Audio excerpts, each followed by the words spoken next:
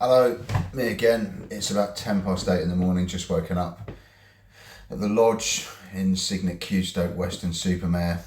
One of the guys cracked a little mum joke as I was sat having my morning cup of tea. I tried to get him to explain it to me, but they do from Cameroon and he basically doesn't speak English. And he was just like, he was asking if my mother was coming here. And yeah, I don't know what the joke was actually about. I didn't manage to kind of tease it out of them, but yeah, it was a nice cup of tea anyway, and I've got my vape, and I thought it'd be prudent to make a video about what I was thinking about. I've been thinking a lot about kind of belief and understanding and truth, rational reasoning, and things which, can affect our worldview. There are things which, if we fully, like religion, fully kind of believe in, then they can potentially provide us with enlightenment, but also kind of lead us astray. And equally, if we don't believe in things that are realities, that can also leave us in a really kind of detrimental and degraded state where, the truth is always kind of malleable. All we've got is our five senses, and the information that we've got to go on sometimes is really partial. There's just not really enough information to be able to form a certain opinion or look at something in a certain way and actually have an objective kind of rational viewpoint. You've got Occam's razor. The simplest explanation will often be the truest. But I've asked Gemini today a question and I'll read you the answer. I do that quite a lot in these videos, you might have noticed. I said I'm exploring logical reasoning fallacies, so modalities of cognitive processing that may find that the truth is the truth is fiction due to the way or perspective in which situations or evidence is reviewed. Toxic patterns of thought, if you will, that can lead one to disbelieve the truth, to bias of patterns of thought which don't favour the truth but lead us more towards cover stories, alibis, or fabricated narratives of real situations. Could you give me some examples? That'd be great. Sorry, that was read like a chimpanzee on a come down. I haven't really been up for very long. I'm just making this video to sort of calm my nerves and for the therapeutic benefit as much as for your viewing pleasure.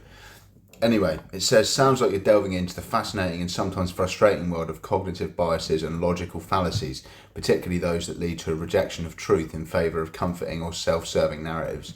This is a common phenomenon, and there are many ways that our minds can trip us up. Here are some examples of such modalities of cognitive processing or toxic patterns of thought that can lead one to disbelieve the truth. Confirmation bias. Description.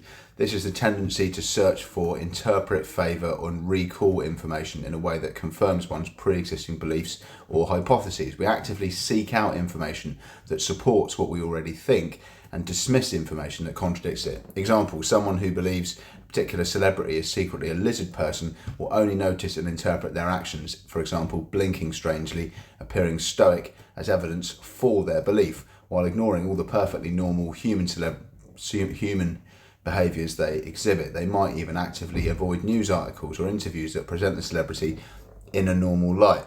How it leads to disbelieving the truth. If the truth contradicts a deeply held belief, confirmation bias will lead the individual to discount or ignore the truth, reinforcing their preferred fabricated narrative. Cognitive dissonance reduction. Description.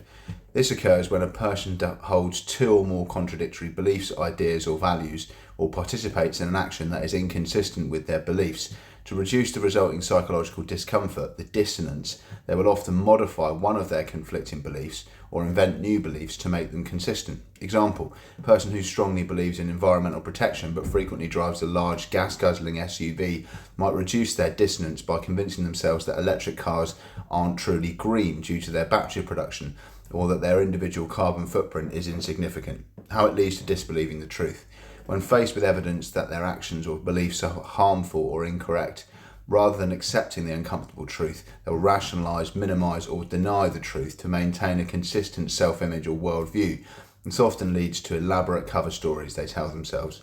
Motivated reasoning. Description. This is a form of reasoning in which an individual's motivations, for example their desires, their fears or their self-interest, unconsciously influence the way they process information and draw conclusions. They start with a desired conclusion and then sort of work backwards, selectively interpreting evidence to support it. Example, a politician facing accusations of corruption might genuinely believe they're innocent, not because the evidence supports it, but because the idea of being corrupt is deeply damaging to their self-perception and their career.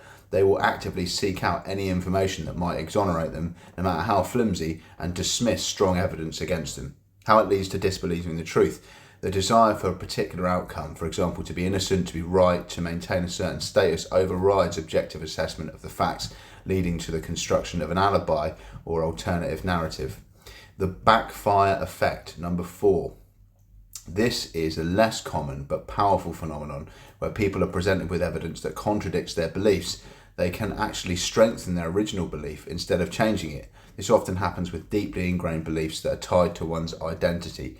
Example, someone who's convinced that vaccines cause autism, when presented with the overwhelming scientific evidence to the contrary, might become even more convinced of their original belief, perhaps by interpreting the scientific studies as part of a grand conspiracy.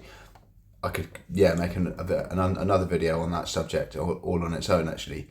How it leads to disbelieving truth. The challenge to their belief is perceived by a threat and their mind backfires by reinforcing the existing comfortable though untrue narrative. 5. The illusory truth effect, fluency heuristic. This is the tendency to believe information to be true after repeated exposure, regardless of its actual veracity. The more often we hear something, the more plausible it seems. For example, misinformation spread widely on social media, even if it's been debunked, can start to feel true to people simply because they've seen it so many times. How it leads to disbelieving the truth. If a fabricated narrative is repeated frequently enough, it can gain a sense of truthiness. It's an interesting word, truthiness, making it harder for individuals to accept the actual, less repeated truth. This is a cornerstone of propaganda. Appeal to emotion, especially fear, hope, or group belonging. This is a fallacy where an argument is made by manipulating emotions rather than using valid reasoning. Example, a charismatic leader might use fear-mongering tactics to convince their followers that an enemy group is inherently evil, even if there's no factual basis for it. The emotional appeal bypasses rational thought. How it leads to disbelieving truth. When emotions are high, rational assessment of truth is often sidelined. People will embrace narratives that alleviate their fears, fulfill their hopes, or solidify their sense of belonging, even if those narratives are fabricated. Fundamental attribution error. This is a tendency to overemphasize dispositional or personality-based explanations for behaviors observed in others, while underestimating the role of situational factors. Conversely, we tend to overemphasize situational factors for our own behaviors. Example, someone cuts you off in traffic, you might immediately think that they're a terrible driver. That's dispositional. If you cut someone off, you might think that it's because you're in a hurry or didn't see them. Situational. You can see how those sort of cosplay and sort of juxtapose each other, how it leads to disbelieving the truth. This can lead to misinterpretations of events where facts are distorted to fit a negative judgment of another person's character, creating a false narrative about their actions or intentions. These toxic patterns of thought, not necessarily malicious intent, but they highlight the inherent human tendency to protect our existing beliefs, self-image and comfort zones, sometimes at the expense of objectively accepting the truth.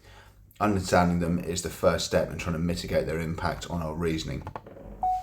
I've wrestled with, trying to work out what is true and what isn't over the last 10 years, really. And it's been really difficult because sometimes when you sort of find things out about people that, you think you love or like are your best friends, and then it kind of slowly starts to manifest and appear that they're a kind of self-serving, insolent piece of shit. You really, it's like a real crestfallen, heartbreaking moment. And those patterns of belief, sometimes, like as somebody with a mental illness, belief is something which comes up a lot in, psychology sessions and in, generally just in the kind of, day-to-day thinking and talking and, what goes through your head what you're kind of worried about, and what you know, things and people that you respect, and institutions that you trust and you put your faith in, and so many things are based on absolute dog shit. And it just, for me, I think, you know, there's loads of ways in which it's like people don't believe me, but at the same time, they kind of do suspect that some of what I say might have some truth in it, you know. But I also believe that I don't know everything. Sometimes I think things and they're wrong, you know, and that chasm between truth and belief is sometimes small, but sometimes can be massive too. You know, there really is a massive kind of contextual subdivide between what we, you know, believe and what is actually the truth. And sometimes it takes, you know, a leap of faith to be able to, you know, actually accept the truth for what it is, and, you know, warts and all, understand how we are accountable for that without being kind of victim blaming or, you know, narcissistic. It's really difficult sometimes to, I don't know, to rationally interpret something which seems unlikely and improbable, but is true. And, you know, all the kind of indicators are pointing towards this being the truth, but our rational minds still tell us, no, that can't be the truth because X, Y, and Z. And, you know, we'll kind of grasp onto that, we'll cling onto that kind of X, Y, and Z hypothesis that doesn't make us accept an inconvenient, uncomfortable, and unchangeable truth, because it's a nicer place to be. It's a fluffy, warm kind of, the idea of, you know, innocence and, you know, the absence of tragedy is much more, our mind gravitates towards that place. But anyway, it's 12 minutes of video. I'm going to leave it there. Cheers.